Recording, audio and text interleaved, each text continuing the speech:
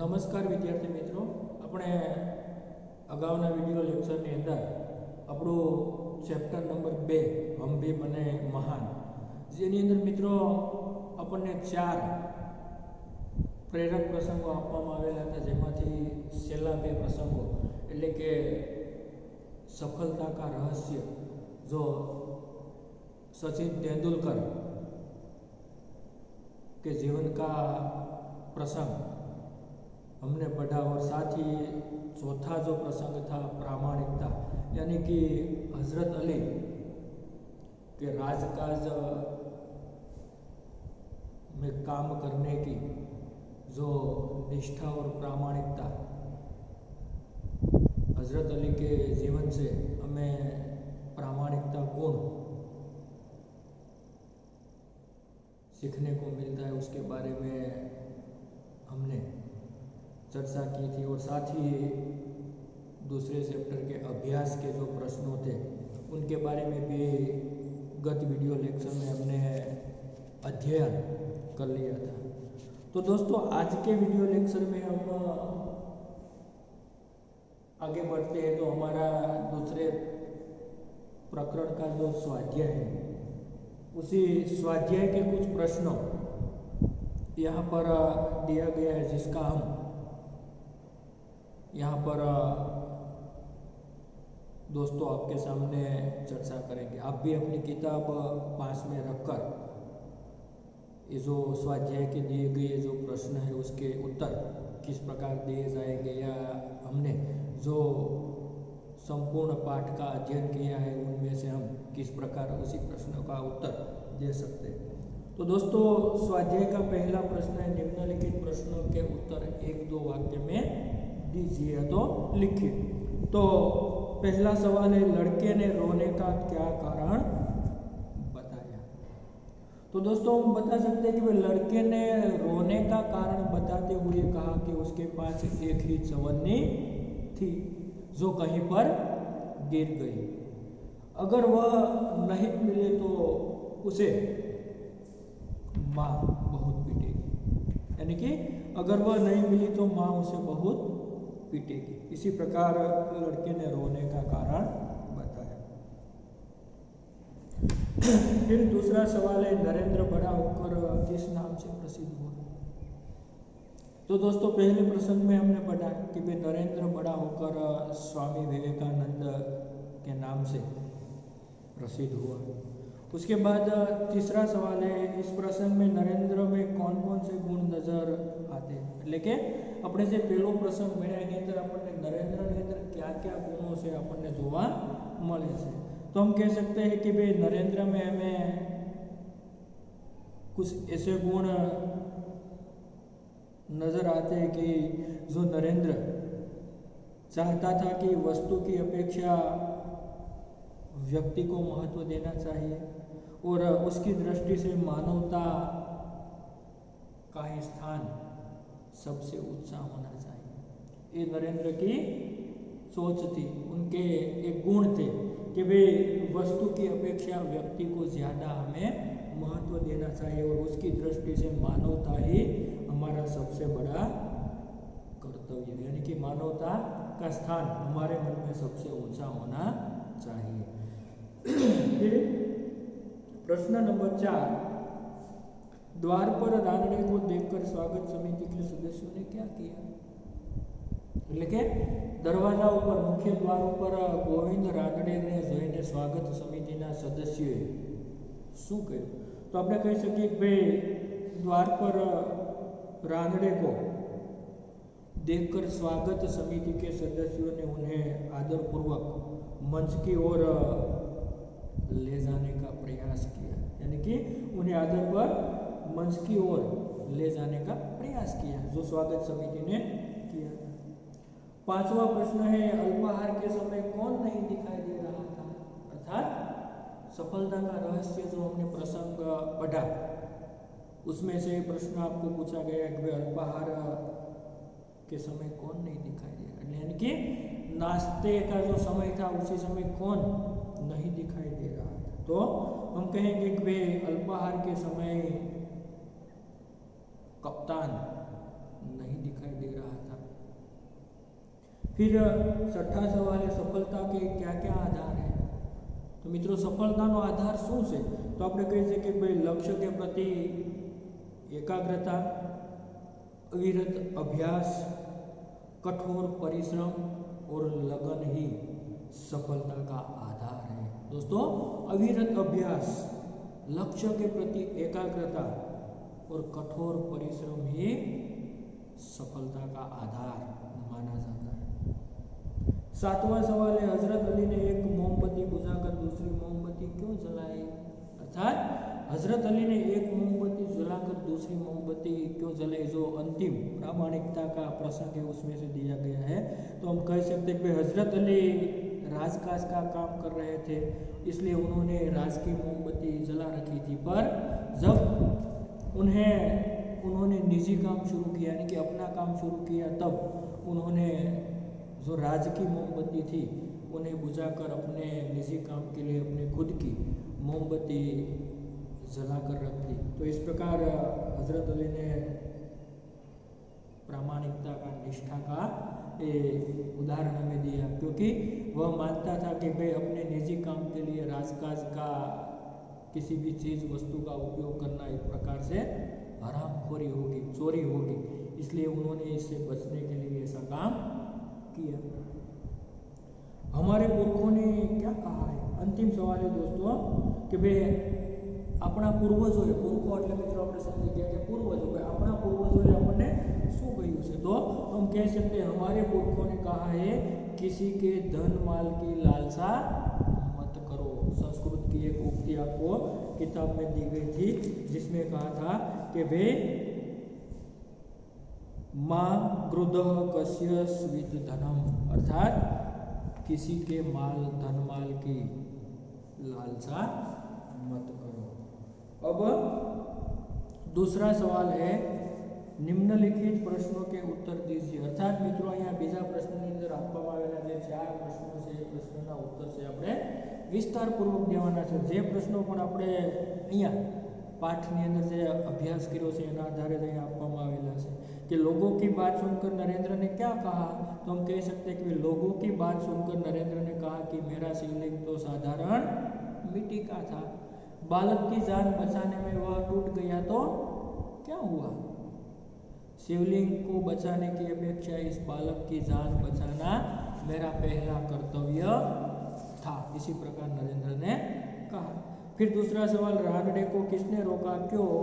तो हम कह सकते कि रानडे ने द्वार पर नियुक्त स्वयंसेवक ने रोका, क्योंकि स्वयंसेवक को जो पुणे में न्यू इंग्लिश हाई स्कूल में समारोह हो रहा था और मुख्य प्रमुख द्वार पर स्वयंसेवक को यह जिम्मेदारी दी गई थी और उसे ऐसा बताया गया था कि किसी भी अतिथियों को प्रवेश दे जिनके पास निमंत्रण पत्र हो। रानडे समारोह के अध्यक्ष जरूर थे परंतु उनके पास निमंत्रण पत्र नहीं था, इसलिए स्वयंसेवक ने उन्हें आने से रोका।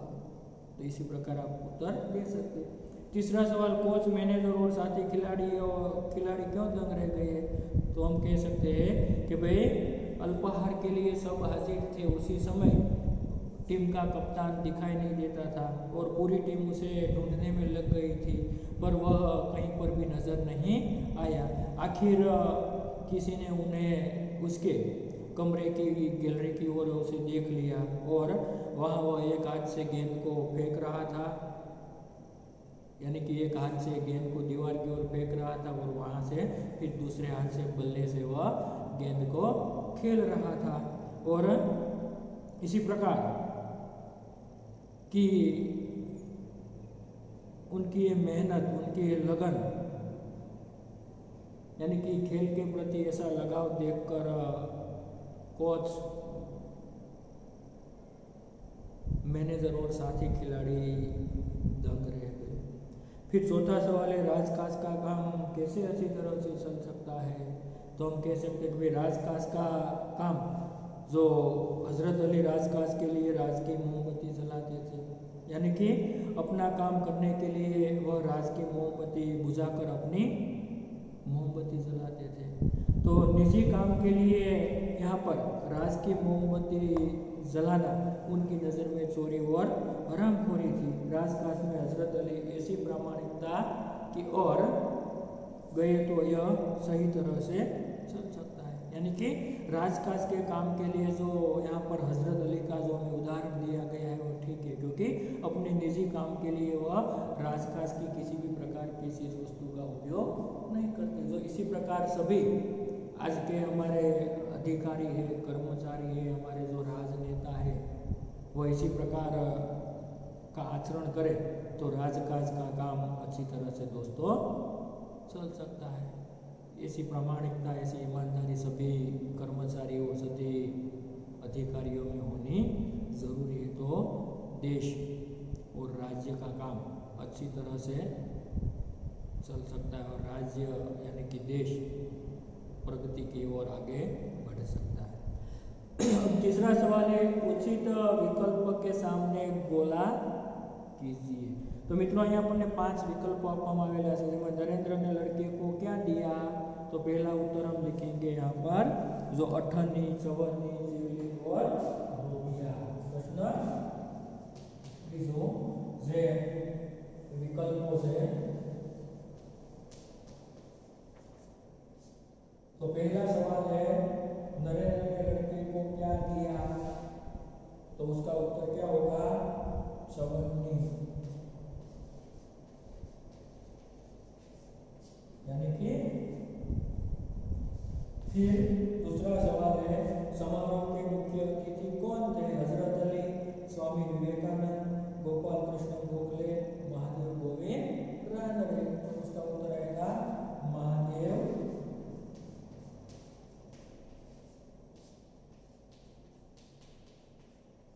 गोविंद रानडे। फिर तीसरा सवाल है, स्वयंसेवक क्या देखकर लोगों को यथास्थान ले जा रहा था, तो निमंत्रण पत्र, पहचान पत्र, राशन कार्ड, ड्राइविंग लाइसेंस। तो दोस्तों हमने पढ़ा है कि भाई स्वयंसेवक निमंत्रण पत्र देखकर लोगों को यथास्थान ले रहा है, तो उसका उत्तर आएगा निमंत्रण पत्र।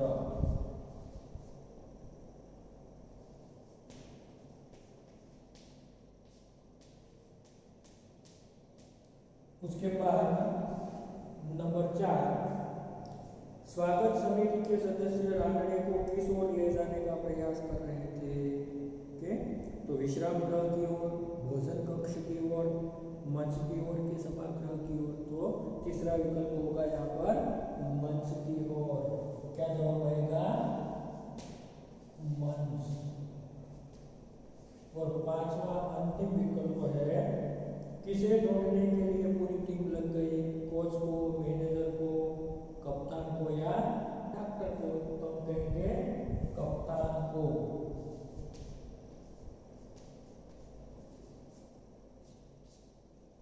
तो इसी प्रकार से ये सभी प्रश्नों के उत्तर, तो विकल्प को हम ये अच्छी तरह से दे सकेंगे।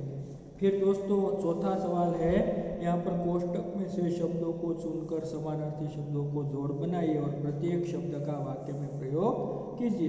तो मित्रों અહીંયા આપણને શબ્દો આપેલા છે, આપણે અહીંયા સમાનાર્થી શબ્દોની જોડ બનાવવાની છે, પણ વાક્યના પ્રયોગ છે એ મિત્રો તમે તમારી જાતે એ સરસ રીતે તમે વાક્ય પ્રયોગ કરતા હોય તમને ખ્યાલ હોય કે આપણે અહીંયા શબ્દો લખીએ છીએ કામયાબી, તો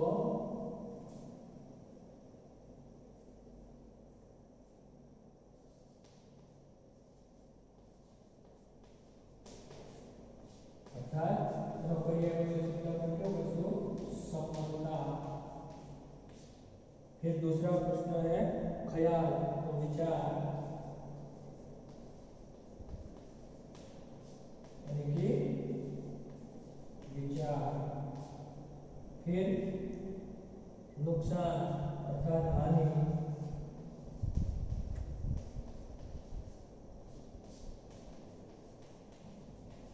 हानि। उसके बाद प्रसिद्ध, तो विख्यात।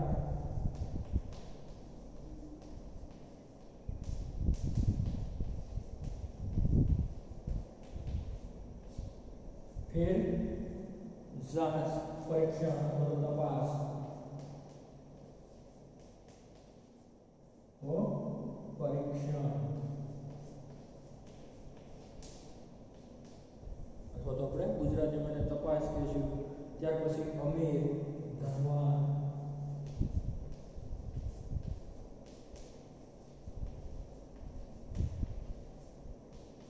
તો આ રીતે મિત્રો આપણો પ્રશ્ન નંબર આજે 4 છે, જેની सूचना मुजब कि भाई कोष्टक में से शब्दों को चुनकर समानार्थी शब्दों की जोड़ बनाए, એટલે કે સમાનાર્થી શબ્દોની જોડ અહીંયા મિત્રો બનાવી દીધી. 12 શબ્દો કુલ આપવામાં આવેલા છે.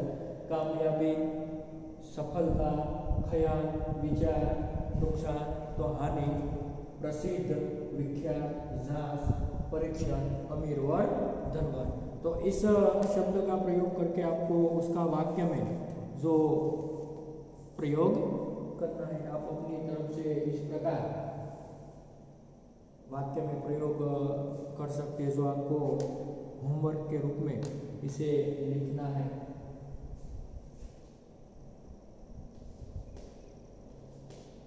वाक्य में प्रयोग શેમાં લખશું આપણે મિત્રો?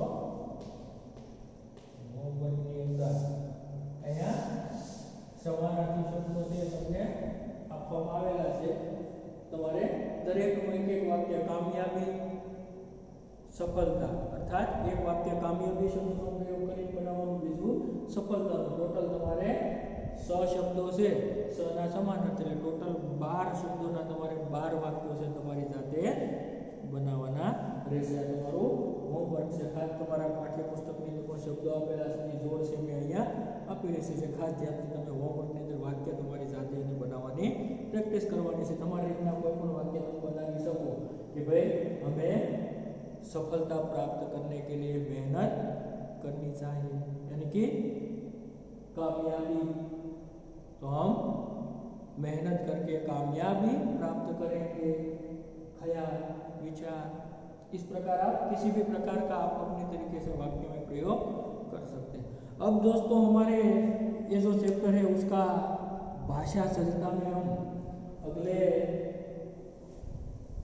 ताश में हमने विशेषण के कुछ प्रकार के बारे में जानकारी प्राप्त की थी, जिसमें एक प्रकार हमने गुणवाचक विशेषण पढ़ा था, दूसरा निश्चितवाचक विशेषण पढ़ा था, तीसरा अनिश्चितवाचक विशेषण पढ़ा था, और आज हम भाषा सज्जता में उनके जो अन्य 2 प्रकार है, एक तो परिमाणवाचक विशेषण और दूसरा सार्वनामिक विशेषण, उनके बारे में अभ्यास करेंगे. तो सबसे पहले तो हम यहाँ पर कुछ वाक्य ये लिखते हैं, जिससे हमको जो पता चलेगा कि भाई ये भाषा सज्जता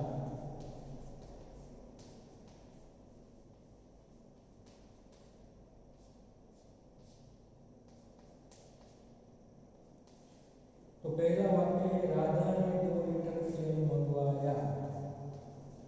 राधा ने 2 लीटर तेल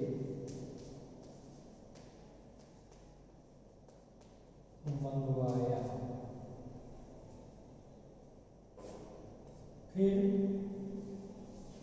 दूसरा उदाहरण है किशन ने 50 ग्राम इलायची खरीदी. किशन ने 50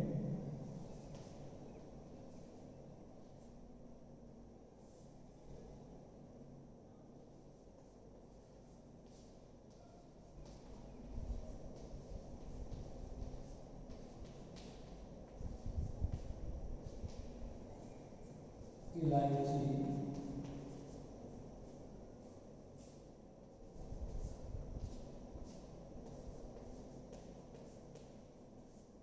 खरीदी. तीसरा वाक्य है राहुल थोड़ी चीनी लेकर आया.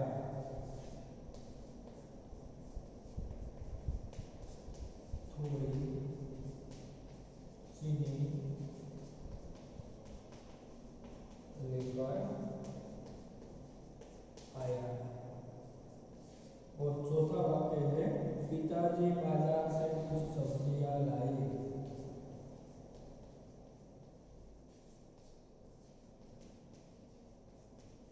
बाजार से कुछ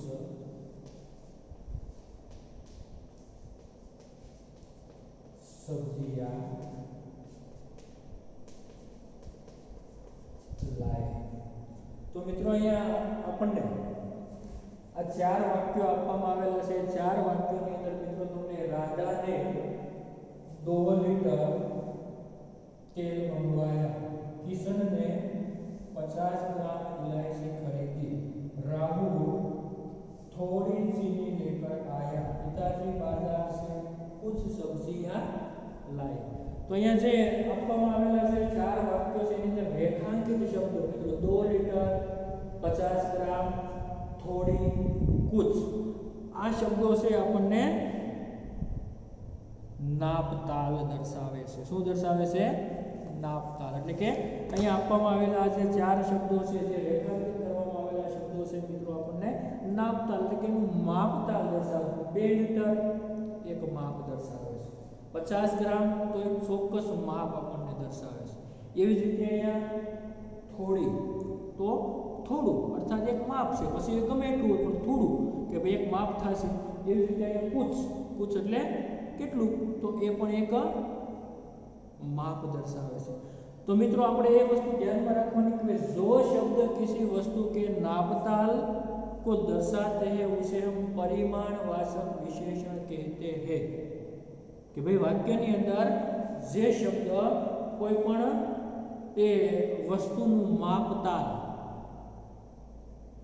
દર્શાવે છે ત્યારે તેને આપણે પરિમાણવાચક એ વિશેષણ તરીકે ઓળખીશું। તો મિત્રો આ વ્યાખ્યા ખાસ આપણે અહીંયા યાદ પણ રાખવાની છે અને તમે નોંધી પણ લેશો। જો અહીંયા હોમવર્ક છે તમારું એ તમે ખાસ ધ્યાનમાં રાખજો।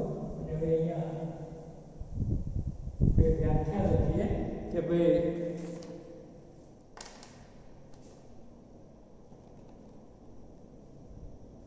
कि जो शब्द किसी वस्तु के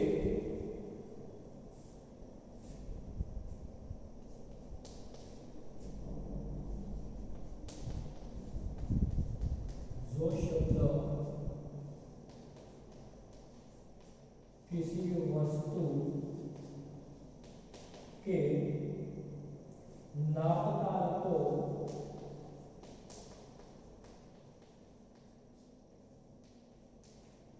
दर्शाते हैं, नापताल को दर्शाते हैं उसे क्या कहेंगे हम? परिमाणवाचक विशेषण कहेंगे।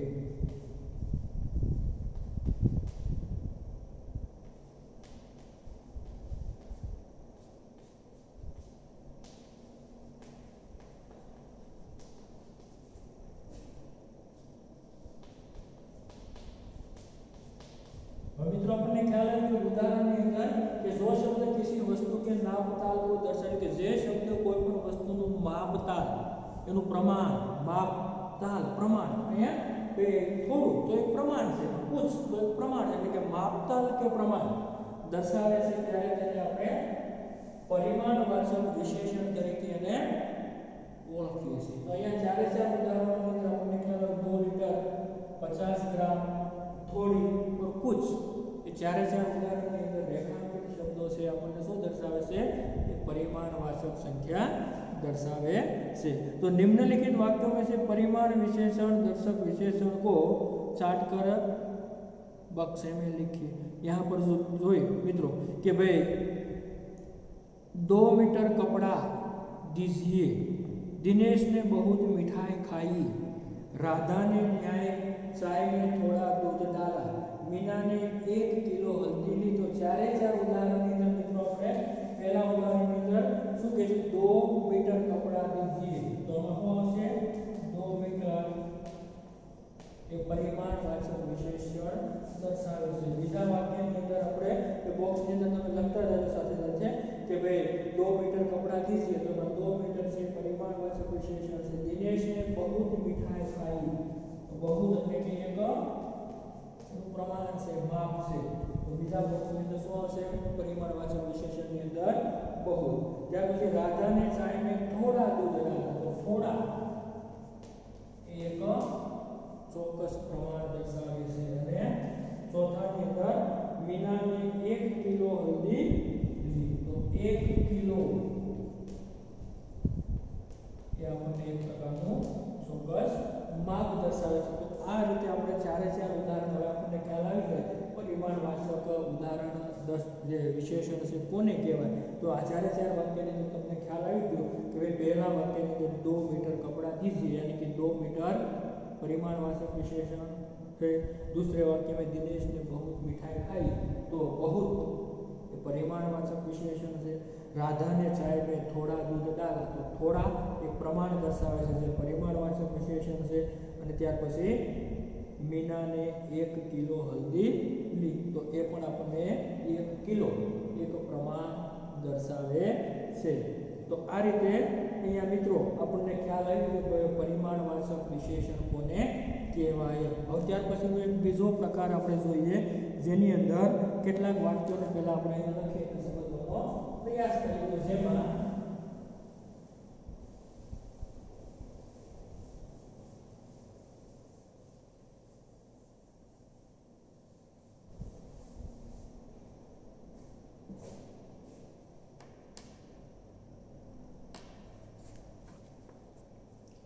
मेरा काम पूरा हो गया मेरा काम पूरा हो गया बीजू वाक्य वह आदमी जा रहा है वह आदमी जा रहा है तीजो यह घोड़ा है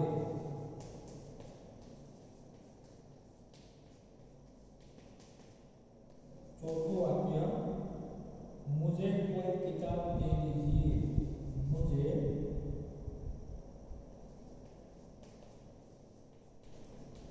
कोई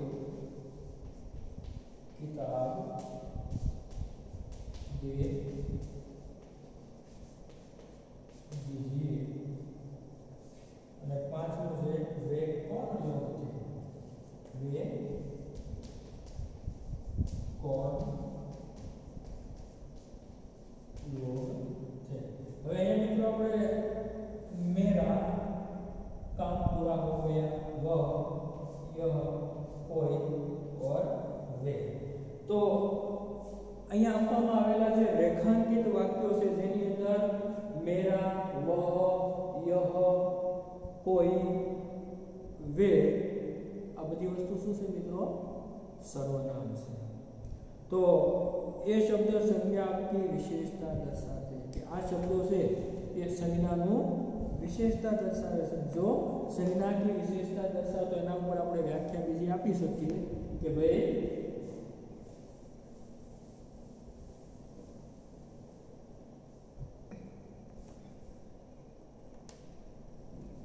कि जो शब्द जो सर्वनाम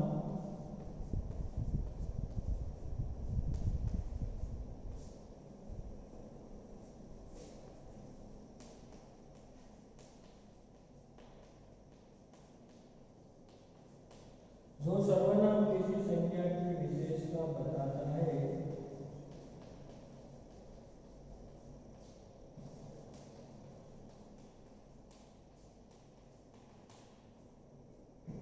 तब से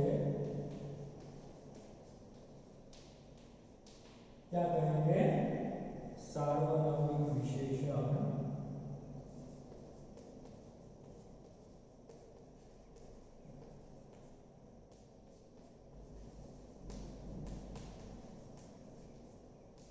विशेषण कहते હવે મિત્રો આપણને ખ્યાલ આવી ગયો कि भाई जे सर्वनाम किसी संज्ञा की विशेषता बताता है तब उसे सार्वनामिक विशेषण कहते हैं कि या मेरा वह यह कोई वे આ બધા સર્વનામો છે જે તમે અગાઉ શીખી ગયા છો જે સંજ્ઞાની વિશેષતા બતાવે છે એટલા માટે એ सार्वनामिक विशेषण से। હવે આપણે સ્વાધ્યાય માટે નિમ્નલિખિત વાક્યો में से सार्वनामिक विशेषण को छांटकर बक्से में लिखिए। जो આપણે વાક્યો આપેલા છે પહેલું છે वे लड़के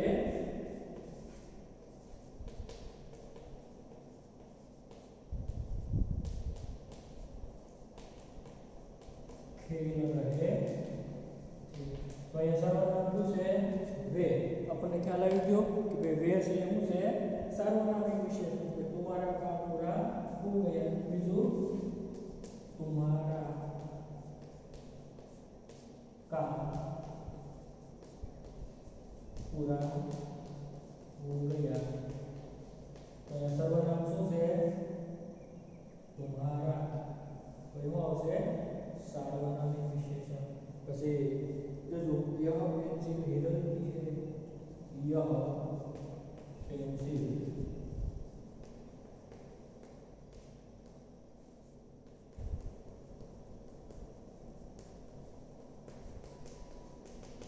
શું આવશે यह। ये રીતે ચોથું વાક્ય वह लड़की पढ़ रही है, ચોથું वह શું છે સર્વનામ लड़की पढ़ रही है। और पांचवा वाक्य अंतिम सरला को कोई खिलौने दो, सरला को कोई खिलौने दो। અહીંયા મિત્રો सरला को कोई खिलौने दो तो એ શું છે નામ માટે વપરાયેલા શબ્દો છે। એટલે કે એ પ્રકારે અહીંયા આપણને હવે ખ્યાલ આવી ગયો કે સર્વનામિક વિશેષણ કોને કહેવાય। બરાબર છે। તો અહીંયા આપવામાં આવેલા શબ્દો वे, तुम्हारा, यह, वह અને कोई। આ શબ્દો તમે બોક્સની અંદર લખી। હવે તમને ખ્યાલ આવી ગયો કે જો सर्वनाम किसी संज्ञा की विशेषता बताते हैं तब उसे सार्वनामिक विशेषण कहा जाता है। तो આ રીતે કીધું આપણું કે सर्वनामिक विशेषण કોને કહેવાય અને આગળના ક્રમ ઉપર આપણે પરિમાણવાચક વિશેષણ કોને કહેવાય એ અહીંયા આપણે સમજ્યા। અને એ રીતે મિત્રો આપણો અહીંયા સંપૂર્ણ બીજો પાઠ એ ભાષા સજ્જતા સાથે આપણે અહીંયા પૂર્ણ કરીએ છીએ। સાથે જ તમને સ્ટડી મટીરિયલ છે પણ મિત્રો મોકલી આપવામાં આવ્યું છે।